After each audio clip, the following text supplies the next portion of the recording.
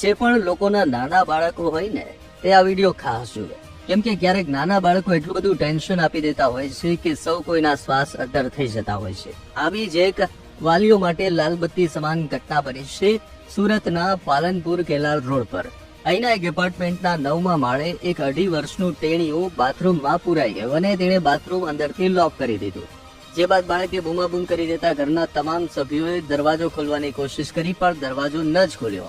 અંતે દરવાજાનો લોક તોડવાની ફરજ પડી હતી. આ ઘટના બાદ ફાયર વિભાગની ટીમને કોલ કરાતા જ ફાયર વિભાગે દરવાજો તોડ્યો હતો અને બાળકને સહી સલામત બહાર કાઢ્યો હતો. અડધો કલાક સુધી બાળક બાથરૂમમાં બંધ રહ્યું, જેના કારણે સૌ કોઈ ચિંતામાં મુકાઈ ગયા હતા. સૌ કોઈના શ્વાસ અદ્ધર થઈ ગયા હતા. ત્યારે આ પ્રકારની ઘટનાથી દરેક માતા પિતાએ સાવચેત થઈ જવાની જરૂર છે.